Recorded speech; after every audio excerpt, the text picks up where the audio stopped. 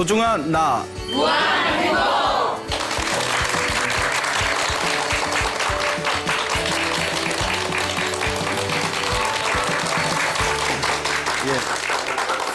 예, 만나서 반갑습니다. 반갑습니다. 예, 광우 스님이라고 합니다.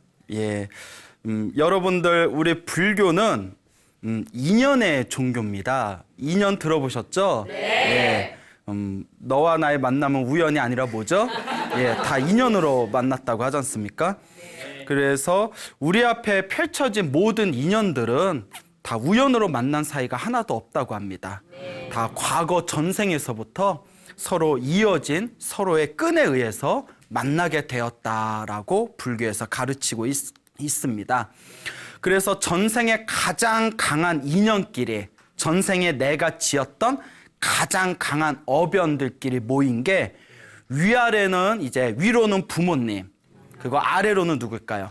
자식이랍니다. 그리고 한쪽, 양옆으로 해서 한쪽은 부부관계고 한쪽은 형제 자매나 친한 친구라고 합니다.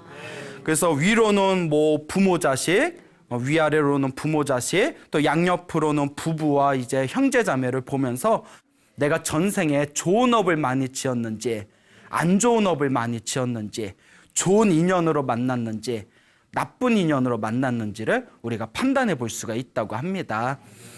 특히 부부 인연이 굉장히 깊다고 합니다. 예, 평생 전혀 다른 곳에서 서로 태어나고 다른 환경에서 자라난 남녀가 평생 동안을 함께 살아간다는 것은 보통 인연이 아니라고 합니다. 근데 이제 이 부부 인연도 좋은 인연으로 만난 사이도 있고 뭐 왼수로 만난 사이도 있겠죠. 예, 그래서 왼수로 만났을 때 뭐 흔히 하는 얘기 뭐 4주 후에 봅시다. 뭐 예. 자, 어쨌거나 이제 이 부부의 인연이라는 게 굉장히 깊은데요. 여러분들 우리가 흔히 결혼하기 전에 우리 심심풀이로 궁합이라는 걸 보지 않습니까? 그래서 이제 사주 궁합이라는 걸 보는데 여러분들도 결혼하기 전에 보셨어요? 네. 예, 보셨구나. 어때요? 좀 맞는 것 같아요? 표정이 별로 용한데 갔어요. 예. 하여튼 뭐 궁합이 뭐 원래 사주팔자가 뭐 맞는 건 맞기도 하고 안 맞는 건 또 안 맞아요. 너무 뭐 사주팔자 이런 거에 의지할 필요는 없다고 그렇게 생각이 되는데 어쨌거나 그 궁합이라는 것도 우리가 한번 생각해 봐야 되는 것이 우리가 사주팔자를 볼 때 교과서로 공부하는 명리학에 그런 사주팔자 명리학이라고 하지 않습니까? 그럼 명리학의 교과서로 손꼽히는 책 중에 적천수라는 책이 있어요. 예, 읽어보셨어요? 예, 그래 안 읽어보셨을 것 같아요. 저도 안 읽어봤어요. 그렇게 후터만 보고 무슨 말인지 하나도 모르겠더라고요. 적천수라는 그 명리학의 교과서가 있는데 거기에 궁합편이 있어요. 궁합 보는 편. 근데 거기 궁합 보는 편을 보면 남편과 아내의 인연은 머나먼 과거 전생에서부터 이어져 온 것이다 라는 그런 글귀가 있습니다. 그러니까 궁합을 본다는 것 자체가 이미 머나먼 전생에서 서로 이어져 온 인연끼리 만나게 된 것을 잘 간파해야 된다. 그러니까 아마 불교에서 넘어간 가르침인 것 같아요. 그래서 우리가 전생에서부터 서로 엮이고 서로가 만나고 헤어지는 숱한 인연의 흐름 속에서 이번 생에 또 강력한 남녀끼리 만나게 된 그 어변이 바로 이제 부부관계라고 볼 수가 있겠죠. 그래서 전생에 좋은 인연으로 만났으면 우리가 서로가 사랑하고 웃고 행복해하면서 살아가게 될 것이고 전생에 지질이 더 나쁜 인연으로 만났으면 뭐 살아가면서 뭐 서로 싸울 일도 많을 거고 얼굴 붉힐 일도 많을 거고 그 또 어느 큰 스님이 그러시더라고요. 정말 전생에 서로 갚아야 할 빚이 많으면 이번 생 이혼도 안 된대요. 왜 분위기에 그러니까 헤어지고 싶어도 헤어진다 못 헤어진다 못 헤어진대요. 그만큼 전생에 빚이 많은 거래요. 차라리 전생에 빚이 좀 적어가지고 이번 생에 후딱 정리할 것 정리하고 서로 깔끔하게 갈라서는 게 어떨 때는 더 나을 때도 있잖아요. 갑자기 이혼을 장려하는 듯한 이 분위기가 되는데 아니 물론 뭐 여러분 이혼하시라는 얘기가 아니라 그만큼 빚이 많으면 헤어지고 싶어도 못 헤어지고 계속 얼굴 붉히고 싸워야 된다 이런 이야기가 있습니다. 그래서 불교에서는 내가 전생에 어떤 어변들, 인연들끼리 만난 것이기 때문에 이번 생에 잘 풀어나가야 된다라고 또 우리 불교에서는 가르치고 있죠. 그래서 이번 생에 만난 그 인연을 잘 풀지 못하면 다음 생에 또 만난대요. 예, 지겹죠. 예, 엄청 강하게 그냥 반응하시는데 또 지겹죠. 아, 그 인간 또 만나야 돼. 응? 근데 꼭 부부로 만나는 게 아니라 또 뭐 부모 자식으로 만날 수도 있고요. 예, 또 혹은 뭐 나를 사기치는 친구로도 만날 수가 있고. 그렇기 때문에 이번 생에 모든 인연은 잘 풀어놔야 다음 생에 좋은 인연으로 만난다. 그런 것을 우리가 잘 기억해 둘 필요가 있습니다. 어쨌거나 그 부부 관계는 전생의 어변에 의해서 서로 업보의 인연에 의해서 만난 것이기 때문에 부부 인연은 쉽게 바꿀 수 있다 없다? 없어요. 그래서 어떤 분들은 아우 내가 그때 그 소개팅에 가지 말았어야 되는데 괜히 친구가 같이 가자고 해서 갔다가 얼떨결에 붙잡혀가지고 내가 이게 뭔 고생이냐. 그때 가지 말았어야 되는데. 예? 스님 저는 타임머신이 빨리 생겼으면 좋겠어요. 왜요? 빨리 과거로 가서 그 찻집을 폭파시켜버리고 싶어요. 뭐 이렇게 얘기하는 분도 있어요. 뭐 약간 우스개로 얘기한 걸 수도 있겠지만. 예. 어쨌거나 그런데 여기서 중요한 게 그 소개팅을 안 나갔다고 해서 그 사람을 안 만났을까요? 아니라는 거죠. 만날 인연은 어떻게든 만난답니다. 그러니까 제가 불자분들한테 우리 불자분들 보면 우리 주변에 또 사람들 보면 부부관계 원만하게 하시는 분도 있지만 또 이렇게 살다 보면 아유 우리가 서로 저 인간 왜 만났나 이럴 때도 있지 않습니까? 그럴 때마다 드리는 말씀이 만날 인연을 만난 것이다. 너무 원망하지 말고 또 만약에 과거로 돌아가서 그때 뭐 소개팅을 안 나갔다 하더라도 다른 인연으로도 또 만난다. 그러니까 만날 인연, 전생에 수많은 인연들이 얽히고 설켜서 이번 생에 만난 인연이니까 지금 잘 풀어야 된다.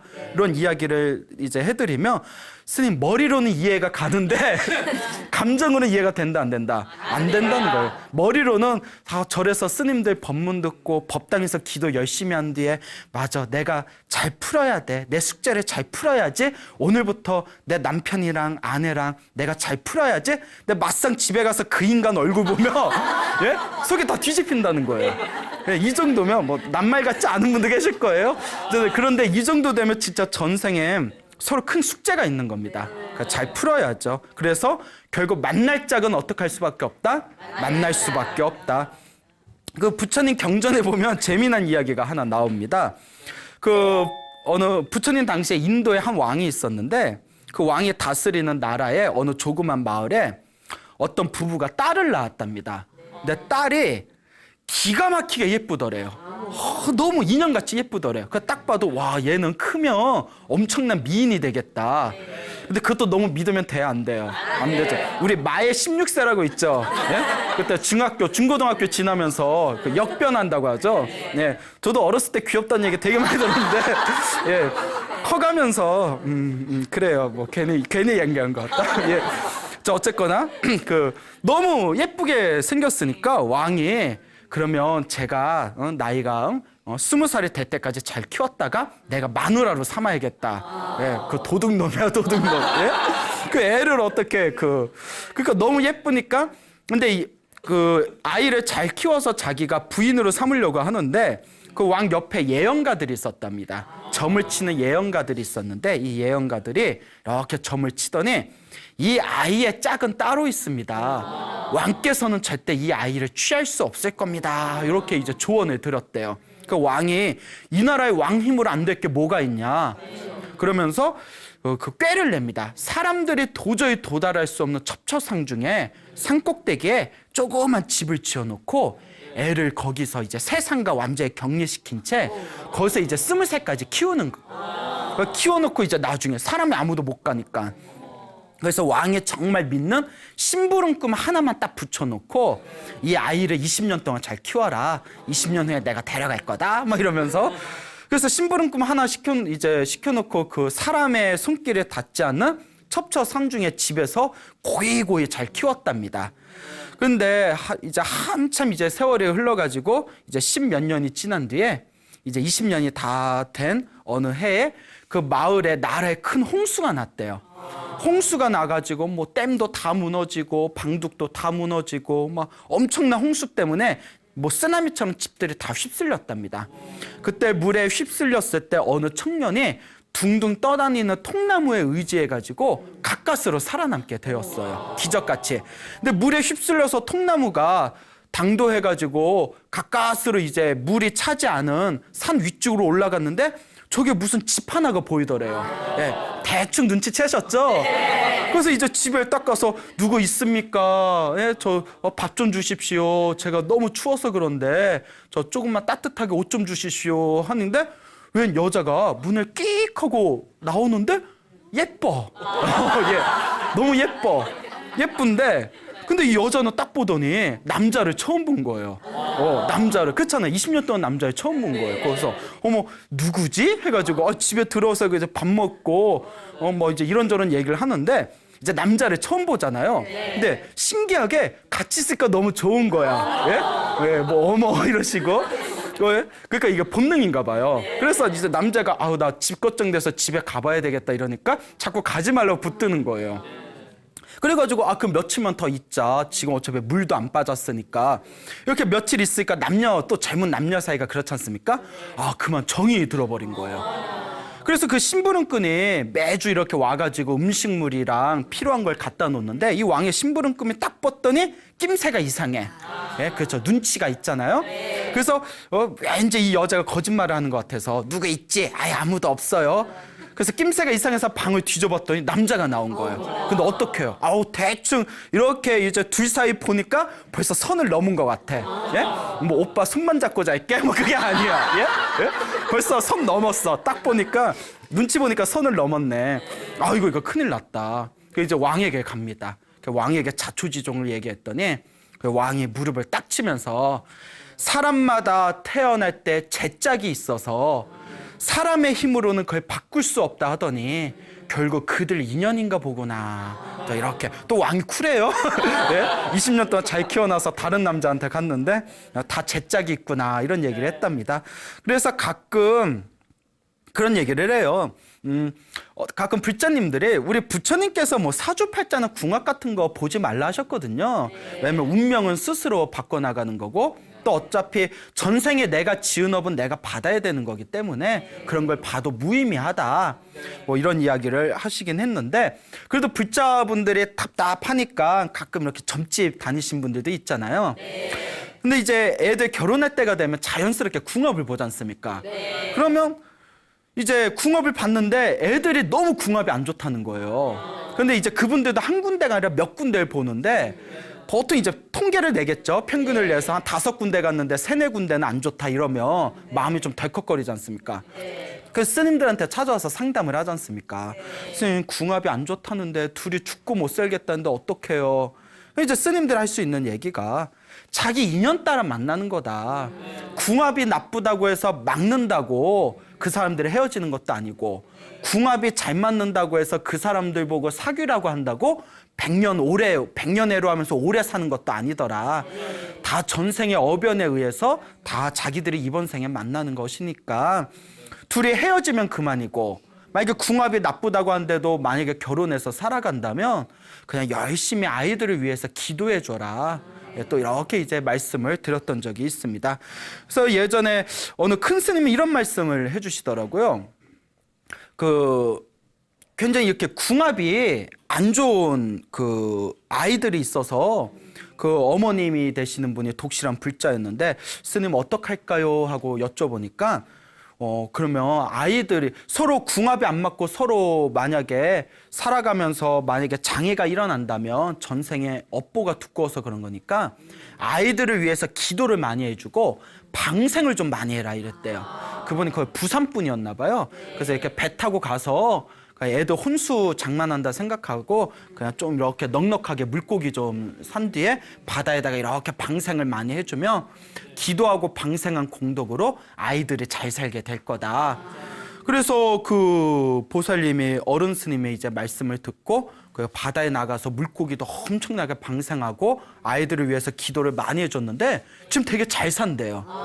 엄청 잘 산다. 근데 여기 이제 문제가 뭐냐면 방생을 안 해도 원래 잘 살 애들이었는지 아니면 원래 못 살 애들인데 방생을 해줘서 잘 산 건지 근데 우리는 어느 쪽에다 점수를 줘야 될까요? 이왕이면 방생을 해서 잘 살게 되었다.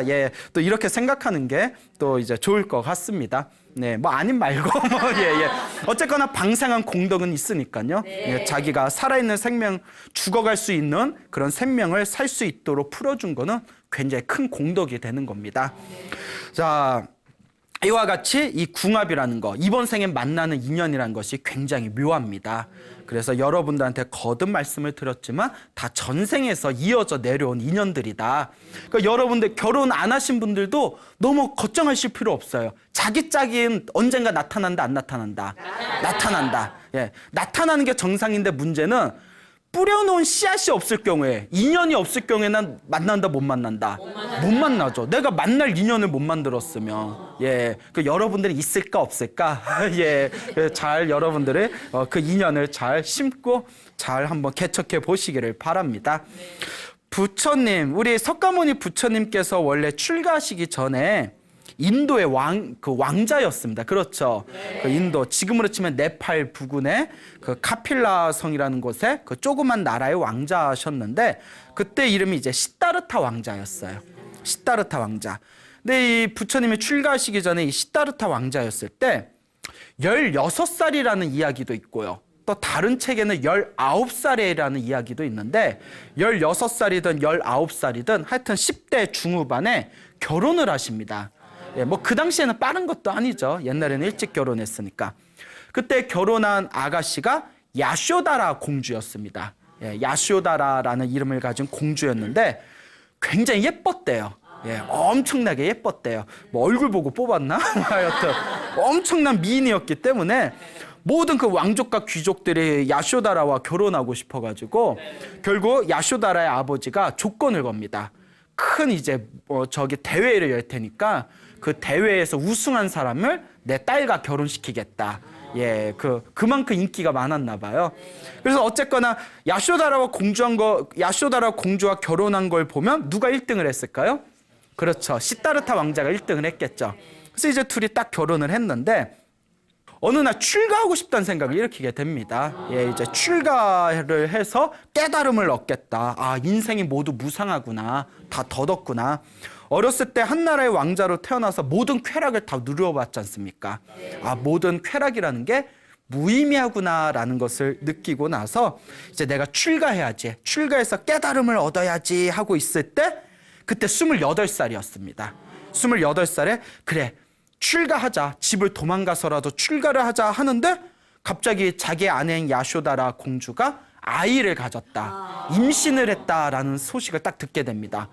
그런데 자기가 그냥 도망가 버리면 부인이 충격받을 거 아니에요. 근데 한참 임신하고 있을 때 그렇게 모진 그런 어떤 자기가 일을 할 수가 있겠느냐라는 생각이 들면서 출가를 순간 포기하게 됩니다. 아내가 임신했다는 그런 이제 이야기를 듣고 그러면서 라훌라라고 외칩니다. 라훌라. 라훌라의 뜻이 장애물이란 뜻이래요. 장애.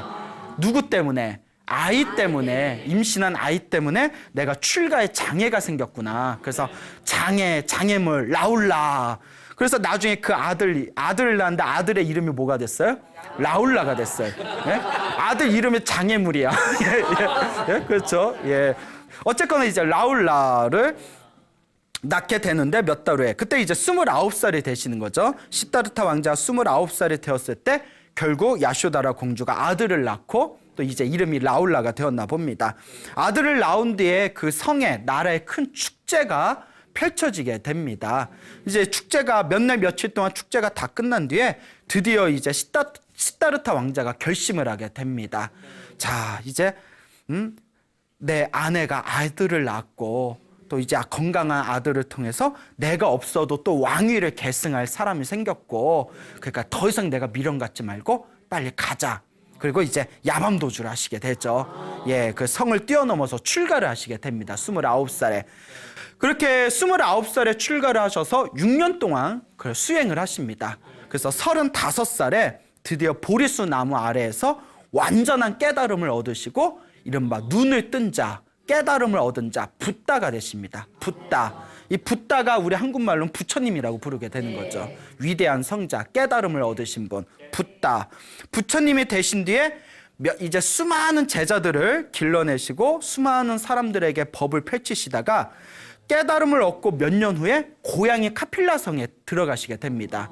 이제 수많은 제자들을 데리고 이제 부모님을 제도하기 위해서 또 자기의 고향 사람들에게 법을 펼치기 위해서 카필라성에 들어가게 됐는데, 카필라성에 딱 들어갔을 때 아버지인 이제 전반왕도 나와서 환영하고, 부처님은 어머님 마야 부인이 7일 만에 돌아가셨잖아요. 예, 부처님을 낳으시고 7일 만에 돌아가셨기 때문에 자기를 키워주신 이모인 마하파자파티도 앞에 나와서 이제 부처님을 환영을 하고, 수많은 왕족과 귀족과 수많은 사람들이 와서 부처님과 부처님의 제자들을 환영했는데 한 사람이 안 나왔대요. 누가 안 나왔을까요? 예, 부인 야쇼다라가 안 나왔답니다. 예, 그렇죠. 삐졌다는 얘기가 있어요. 삐져가지고 안 나왔대요. 그래서 이제 사람들이, 야, 네가 그토록 기다리던 사랑하던 뭐 이제 전 남편이죠. 전 남편이었던 이제 왕자님, 지금은 이제 부처님이죠. 부처님이 오셨는데 가서 인사라도 드려야지 했더니 또 하는 얘기가 그 기록에 보면 나와요. 제가 보고 싶으면 당신이 오겠죠? 이랬더랍니다. 예. 여자들 무서워. 예, 예, 예. 근데 부처님이 찾아가요, 안 찾아가요? 안 찾아가시죠. 예. 부처님은 이미 전 남편이었을 때는 왕자였지만 지금은 머리를 깎은 수행자시고 수많은 사람들의 종교 지도자인데 어떻게 전 부인을 따로 찾아가겠어요, 부처님께서. 그러니까 부처님도 뭐 오거나 말거나 뭐. 그러니까 야쇼다라가 굉장히 얼굴이 예뻤지만 또 엄청나게 자존심이 높았대요. 그래서 우리가 꼴값 한다고 하죠. 꼴값, 얼굴값 한다 이런 말 하잖아요. 엄청나게 자존심이 높았는데 이제 부처님이 자기 찾아오지도 않고 자기가 찾아가자니 괜히 뭐 자기가 지는 듯한 느낌, 자기가 나 버려놓고 내가 왜 찾아가 뭐 이런 생각도 들 수 있을 거고. 그때 야쇼다라가 이제 아들인 라울라가 이만큼 컸을 거 아니에요. 지금은 한 유치원생 정도 됐을 거 아니야. 저분이 너의 아버님이시다. 아버지한테 가서 아버지 저 유산 좀 주세요. 저에게 아버지 여기 고향 이제 떠나시기 전에 하나뿐이 없는 아들인 저에게 유산을 주십시오. 이렇게 부탁해라 이러더래요. 그러니까 이제 스님인데 아버지가 어쨌건 이제 라울라가 엄마가 시키는 대로 쫄랑쫄랑 가가지고 이제 부처님의 이제 승복을 잡아 당깁니다. 그 부처님이 이렇게 보시니까 아버지 이러는 거예요. 예? 그 아버지 하면서 저에게 유산을 주십시오 이러니까 부처님께서 다 미소를 지으면서 그래 내가 너에게 유산을 주마 가자꾸나 하고 그 라울라를 데리고 성 밖에 있는 사원에 가서 머리를 깎여서 동자승으로 만들어 버려요. 예? 그러니까 야쇼다라가 돌아버리겠는 거예요. 남편이 머리 깎고 스님 된 것도 너무나 속상해 죽겠는데 하나뿐이 없는 자기가 믿고 의지하는 아들까지 데려가가지고 머리를 깎여서 출가를 시켰으니 이건 나라가 발칵 뒤집혀진 거예요. 그러니까 그 부처님의 아버지였던 이 정반왕이 부처님한테 찾아가서 차마 부처님한테 다시 데려오란 말은 못하고 아들이었던 분이 출가했을 때에도 저는 가슴이 찢어지는 줄 알았습니다. 그런데 그나마 의지하던 손자까지 데려가 버리니 제 가슴이 너무나 아픕니다. 다음부터 미성년자는 나이가 어린 아이가 출가할 때는 반드시 부모님 허락을 받고 머리를 깎이도록 해주십시오 라고 정중하게 부탁을 해서 그때부터 이제 불교에서는 부처님의 계율이 미성년자가 출가할 때는 부모님의 허락을 받아야 된다라는 가르침이 있습니다. 자, 어쨌거나 이렇게 남편이었던 사람도 출가해서 부처님이 되셨고 아들이었던 라울라도 유산 달라고 했다가 쪼로로 가가지고 예, 그 얼떨결에 머리 깎이고 그래서 이 야쇼다라도 결국 나중에 그 나라의 왕이었던 정반왕이 돌아가시고 이제 정반왕의 이제 부인이자 부처님의 이모였던 마하파자파티가 이제 남편도 없고 한데 제가 세상에 무슨 의미가 있겠습니까? 저를 출가시켜 주십시오 해서 이모였던 마하파자파티가 최초의 비구니가 됩니다. 그리고 마하파자파티가 이제 출가하면서 그 당시에 석가족의 수많은 여인들도 따라서 출가를 하게 되고 또 그와 함께 야쇼다라도 머리를 깎고 출가하게 돼요. 남편도 뭐 부처님이 돼버렸고 의지하던 아들도 스님이 됐으니 내가 무슨 의미가 있겠냐. 그래서 이제 머리를 깎고 이제 출가를 하게 되는데 그 전에 내려오는 얘기에 의하면 야쇼다라가 처음에 비구니가 된 뒤에 부처님 말씀을 잘 안 들었다는 얘기가 있어요. 예? 그래서 이게 정확한 얘기인지 모르겠는데 어느 그 경전을 공부하신 어른 스님께서 어디에 나온다 하고 얘기해 주셨는데 부처님이 비구니들 모아놓고 이렇게 법문을 하시면 비구니들이 막 눈에서 하트가 막 뿅뿅뿅 되면서 우리의 부처님은 어쩜 저렇게 잘생기시고 법문도 잘하시고 어쩜 저렇게 훌륭하실까, 우리가 저분의 제자라는 게 너무나 행복하다 이러고 있는데 저 구석에서 흥 하는 소리가 들린대요. 콧소리가 흥 하는 소리가 들려서 부처님 법문하는데 불경하잖아요. 그래서 뭔 소린가 하고 봤더니 누구겠어요?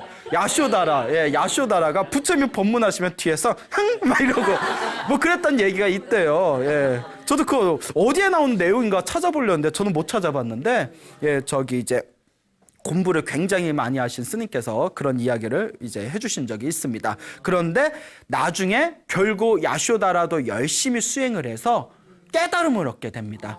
모든 번뇌와 욕망이 사라진 위대한 깨달음을 얻은 뒤에는 이제 그 뒤로는 그런 일들이 사라졌다. 마음의 모든 번뇌가 사라진 거죠. 근데 이제 제자들이 부처님 야쇼다라는 왜 저럽니까? 이랬을 때 부처님께서 야쇼다라는 과거 전생에서부터 굉장히 자존심이 높았다. 이번 생에도 아직 그 자존심을 놓지 못한 것이다. 이러면서 야쇼다라와 있었던 전생의 인연담을 이제 제자들에게 법문을 설하십니다. 머나먼 과거 전생, 한량없는 과거 전생에 연등 부처님이 계셨대요. 연등 부처님이 계셨는데 이 연등 부처님이 석가모니 부처님으로부터 24번째 전에 부처님이세요. 예, 그 석가모니 부처님 이전에 가섭불이 있었고 가섭불 이전에 또 다른 부처님들이 계셨는데 석가모니 부처님 이전에 24번째 전에 부처님이 연등 부처님입니다. 그 당시 선해라는 이름을 가진 수행자가 있었대요. 이 선해라는 이름을 가진 수행자가 산에서 수행을 하는데 연등 부처님께서 그 도시에 오신다는 이야기를 듣게 됩니다. 그래서 연등 부처님을 뵙기가 참으로 힘든데 이렇게 이 나라에 오시는 이거는 참으로 아주 소중한 인연이다. 내가 연등 부처님께 연꽃을 올려야겠다. 꽃을 올려야 되겠다 해서 꽃을 사려고 도시에 나와 보니까 사람들이 이미 다 부처님께 올릴 연꽃을 사람들이 다 사가는 바람에 올릴 연꽃이 없는 거예요. 우리는 지금 막 이렇게 연등 달듯이 부처님 오신 날에 연등 달듯이 부처님께 연꽃을 올리는 의식이 있었나 봐요. 연꽃 없나 연꽃을 부르짖으면서 다니는데 저게 웬 예쁘장하게 생긴 아가씨가 연꽃 7송이를 가지고 지나가는 거예요. 깜짝 놀라가지고 그 아가씨한테 가서 아가씨 그 연꽃을 내가 달라는 대로 돈을 다 드릴 테니까 그 연꽃송이를 저한테 파십시오. 그러니까 그 아가씨가 이렇게 보더니 돈이 있어요? 그러니까 네 있다고 얼마든지 드릴 테니까 그 어마어마한 돈을 이렇게 액수를 제시했대요. 네? 뭐 황금 몇백만 냥 뭐 이러면서 그 한 뭐 넉넉 잡아야 한 7냥도 안 될 거 뭐 황금 몇백만 냥 하면 우리 같으면 안 사고 마라 이럴 텐데 그 돈을 다 드릴 테니 파십시오 이러는 거예요. 깜짝 놀라서 이렇게 이 사람이 왜 이 꽃을 그렇게 사가려고 하는가 싶어서 봤더니 이거 또 남자가 잘생겼어. 예? 또 남자가 잘생겼어. 일단 잘생기고 봐야 돼. 예? 또 남자 딱 보니까 잘생겨서 또 이제 또 잘생긴 남자 보면 기분이 풀어지잖아요. 네. 아니 연꽃송이를 어디에 쓰시려고 그렇게 비싼 돈을 주고 사실렵니까? 이러니까 연등 부처님이 오시는데 내가 이 꽃을 올리고 싶다. 꽃공양을 올리고 싶으니 제발 팔아다오. 그러니까 연등 부처님한테 왜 꽃을 올리시려고 합니까? 내가 연등 부처님한테 꽃을 올려서 미래 세상에 부처님이 되리라라는 수기를 받고 싶다. 그러면 당신은 왜 부처님이 되고 싶습니까? 하니까 모든 중생을 다 제도하고 싶다. 모든 중생을 괴로움에서 다 이제 제도해서 영원한 행복을 내가 모든 중생들에게 전해주고 싶다 하니까 남자가 잘생겼는데 그 생각도 반듯한 거예요. 여자가 이것 보세요. 그러면 내가 이 꽃을 그냥 드리겠습니다. 잘생기고 봐야 돼요. 이 꽃을 그냥 드릴 텐데 나에게 한 가지 소원이 있었습니다. 뭡니까? 물어보니까 좋은 남자 만나서 결혼하는 게 내 소원입니다. 이 꽃을 공짜로 드릴 터이니 나랑 결혼합시다 이러는 거예요. 예? 아니 너무 급하지 않아요? 예? 그렇죠. 이렇게 밀당도 좀 해보고 이 남자 성격이 어떤가 이렇게 그런 것도 이제 좀 살펴봐야지. 그거 다짜고짜 결혼합시다 이래버리니까 여자 좀 가벼워. 예? 그러니까 나는 머리를 깎은 수행하는 수행자인데 어떻게 내가 결혼을 할 수 있겠냐고 싫다고 거절하니까 그러니까 막 준이 많이 막 옥신각신이 이제 펼쳐지게 된 거예요. 그래서 이제 조건을 다음과 같이 이제 조건을 걸어서 서로가 타협을 봅니다. 이번 생에는 여자가 양보하겠다. 하지만 미래 세상에는 항상 사람으로 태어나서 서로 만난다면 나를 항상 아내로 맞이해다오 이러는 거예요. 예? 그러니까 몇 생 그냥 예. 그러니까 요 이제 선혜라는 수행자가 그럼 좋다. 당신을 만날 때마다 결혼을 하겠다. 대신 나도 조건이 있다. 내가 도 닦기 위해서 출가하고자 하면 그때는 나를 미련 없이 놓아다오. 이렇게 서로 다 조건 타협을 봐가지고 결국 7송이의 꽃을 받게 됩니다. 그때 그 아가씨가 하는 말이 7송이 중에서 5송이는 당신이 올리시고 2송이는 나를 위해서 부처님께 올려주십시오. 이렇게 이제 부탁을 하게 되죠. 어쨌거나 이 선혜라는 이름의 수행자가 7송이의 연꽃을 가지고 부처님, 연등부처님한테 공양을 올린 뒤에 연등부처님께서 그대는 머나먼 미래 세상에 부처님이 될 것이다. 부처님으로 세상에 출현할 때 그대의 이름은 석가모니 부처님이라고 불리우게 될 것이다 라는 수기를 받게 됩니다. 그래서 그 선혜라는 수행자가 바로 지금 이번 생에 석가모니 부처님이시고 그때 서로 만날 때마다 나를 아내로 맞아주십시오. 당신을 아내로 맞아줄 테니 내가 출가한다고 할 때마다 나를 미련 없이 놓아주십시오 하고 약속했던 그 아가씨가 이번 생에 바로 누구다? 야쇼다라다라는 그런 이야기를 불제자들한테 법문을 하는 그런 내용이 있습니다. 그러니까 머나먼 과거 전생의 인연에서 또한 만난 게 바로 우리 시다르타 왕자와 야쇼다라의 인연이 되겠습니다. 이와 같이 이번 생에 서로 부부로 만난다는 것이 엄청나게 지중한 인연이다라는 것을 우리가 기억하고 생각해 봐야 할 것입니다. 부처님의 경전에 보면 또 재미난 이야기가 하나 있어요. 이 하늘세계, 불교에서는 하늘세계가 28가지가 있다고 합니다. 28천. 다른 종교에는 하늘세계가 하나가 있잖아요. 천국이. 근데 불교는 28개 하늘세계가 있대요. 그 28개 하늘세계 중에서 도리천이라는 하늘세계가 있습니다. 도리천. 들어보셨죠? 네. 예, 진짜 들어보셨어요? 예. 그 도리천이라는 하늘세계가 있는데 그 도리천의 하늘세계에 말라발이라는 이름의 말라발이 이상해요. 뭐 삐쩍 말랐나? 말라발이라는 이름의 천신이 있었다고 합니다. 근데 이 하늘세계 도리천의 천신이었던 말라발이는 자기한테 1000명의 선녀가 부인으로 두고 있었네요. 예, 1000명의. 그래서 한쪽에는 500명, 한쪽에는 500명 해서 1000명의 선녀를 부인으로 두고 있었다. 예, 놀랍네요. 예. 그래서 이 하늘세계 천신이 말라바리가 1000명의 자기의 아내, 선녀들을 데리고 그 꼭동산, 하늘세계 꼭동산에 가서 꽃놀이를 했대요. 막 꽃을 막 던지면서 나 잡아봐라 이러면 예? 1000명이 막 잡아가지고 예.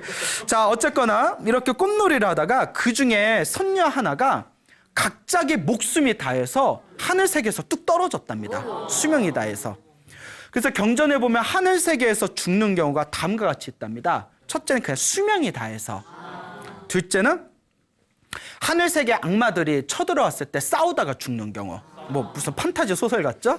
그 다음에 이제 세 번째는 화를 내면 또 죽는답니다. 하늘세계 천신들은 화를 너무 심하게 내면 죽는데요. 그 다음에 또 이유가 하늘세계는 너무나 쾌락이 가득해서 노느라고 굶어 죽는데요. 그 경전에 나와요. 하늘세계 천신들도 기본적인 영양분은 섭취해야 되는데 너무 좋으니까 오늘도 달려 막 하다가 오늘만 달릴 줄 알았더니 한 3개월 달리다가 굶어 죽는 거예요. 그 정도로 쾌락이 가득한 세계가 천상세계인데 이 선녀 하나가 수명이 다해서 갑자기 하늘세계에서 이제 떨어지게 됩니다. 수명이 이제 복이 다한 거죠. 그래서 부처님이 계시던 시대의 인간 세상에 어느 여인의 자궁 속에 들어가게 됩니다. 그리고 10달 후에 딸로 태어나게 돼요. 근데 놀라운 게 보통 사람은 태어날 때 자기의 전생을 다 잊어버립니다. 그런데 우리가 뭐 그 서양에서 연구하고 있는 전생을 기억하는 사람들 뭐 이래가지고 전생을 연구하는 그런 사람들이 있는데 간혹 사람들 중에 정말 뭐 몇백만 명 중에 한 명꼴로 전생을 기억하는 사람들이 있답니다. 그거 보셨죠? 예, 그 이렇게 다큐멘터리로도 나오는데 어쨌거나 이 선녀였던 이 아가씨가 딸로 태어났는데 이 딸로 태어난 이 아이가 자기의 전생을 다 기억을 하는 겁니다. 그러면서 아이고 내 집은 저 도리천인데 빨리 내 남편인 말라바리 옆으로 가고 싶다 이런 생각이 드는 거예요. 이제 아장아장 이제 걸을 정도로 이제 컸을 때 항상 절에 가가지고 향을 피우고 부처님한테 절을 하고 스님들한테 절을 하면서 마음속으로 저를 빨리 하늘세계 도리천 말라바리 남편 옆으로 돌려보내주세요 하고 항상 기도를 올렸답니다. 그러다가 이제 16살에 결혼을 하게 됩니다. 이 아가씨가 16살에 결혼을 했는데 결혼을 해서 남편이 있음에도 불구하고 항상 이제 자기의 남편이 말라바리 옆으로 돌아가게 해주세요라는 마음을 품고 그 스님들에게 열심히 봉사하고 공양을 올리면서 합장을 하면서 항상 발언하기를 이 공덕으로 제 남편 곁에서 항상 행복하게 해주십시오라고 부탁을 했답니다. 그러니까 스님들이 야 저렇게 남편을 존경하고 저렇게 남편을 존중하다니 그래서 이 아가씨의 별명을 빠따뿌지까라고 이름을 지어줬다고 합니다. 빠따뿌지까의 뜻이 남편을 존경하는 자, 남편을 존중하는 자라는 뜻이래요. 근데 사실 그 남편이 같이 살고 있는 남편이 아니라 하늘에 있는 천신 말라바리를 뜻하는 건데 그러니까 지금 남편이 알면 얼마나 속상하겠어요. 예, 당장 이혼감이지. 내가 같이 사는데 딴 남편을. 자, 어쨌거나 이와 같이 열심히 복을 지으면서 스님들께 항상 공양을 올리고 열심히 봉사를 했다고 합니다. 그러다가 시간이 세월이 무럭무럭 지나고 나서 아이 4명을 낳게 됩니다. 예, 결혼을 하고 아이를 4명을 낳다가 또 열심히 스님들께 봉사하다가 어느 날 목숨이 다해서 갑자기 죽게 됩니다. 갑자기 목숨이 끊긴 뒤에 이 빠따뿌지까 이 여인네가 당연히 어디에 태어났겠어요? 그렇죠. 살아생전에 자기가 발언한 공덕의 힘대로 도리천에 딱 태어나게 됐어요.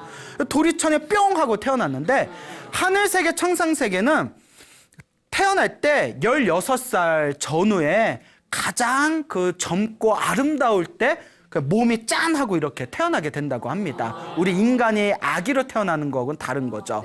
그래서 이미 자라난 몸으로 아름다운 몸인 성인의 몸으로 짠하고 태어났다 해서 변화해서 짠하고 태어났다 해서 화생이라고 부릅니다. 예, 우리는 자궁에서 태어났기 때문에 태생이라고 부르게 되죠. 근데 하늘세계는 화생으로 태어나게 된다. 그러니까 태어나고 딱 보니까 자기 남편이랑 나머지 999명의 손녀들이 아직도 꽃놀이가 끝나질 않았대요. 인간세상에서 몇십 년이 지났는데 그러니까 하늘세계 남편이었던 말라바리가 싹 보면서 아니 아침 내내 안 보이더니 어디 갔다 왔어 이러는 거예요. 그래서 이제 쫄랑쫄랑 이제 간 뒤에 아유 제가 금방 죽었었어요 이러는 거예요. 제가 금방 죽었었어요. 그거 이 말라바리 천신이 에이 장난치지 마소. 그 무슨 말이요 하니까 요 이제 선녀가 다시 천신 도리천에 태어나게 된 이 선녀가 자초지종을 설명하게 됩니다. 그렇게 자초지종을 설명하면서 제가 열심히 복을 지은 덕분에 다시 당신 옆에 태어나게 된 것입니다. 라는 이제 훈훈한 이야기가 펼쳐지게 되죠. 자, 이 이야기가 경전에 보면 하늘세계 하루와 인간세계 100년은 똑같답니다. 그래서 인간 세상에서 몇십 년을 살아봤자 하늘세계 태어났을 때는 아직 반나절도 지난 게 아니라는 거예요. 그렇기 때문에 이제 서로 그와 같은 아니 어디 갔다 왔어? 얘 죽다가 지금 살아나서 온 거예요. 이런 대화가 펼쳐지게 된 거죠. 그 다음 날 이 빠따뿌지까가 죽고 그 다음 날 스님들이 다시 그 마을에 찾아와서 탁발을 하는데 항상 자기들을 위해서 봉사해준 어머니 같은 존재였던 빠따뿌지까가 보이질 않는 겁니다. 사람들한테 빠따뿌지까가 어디 갔습니까? 하니까 어제 갑자기 세상을 떠났습니다. 그 스님들이 막 슬퍼서 눈물이 그렁그렁 하는 거예요.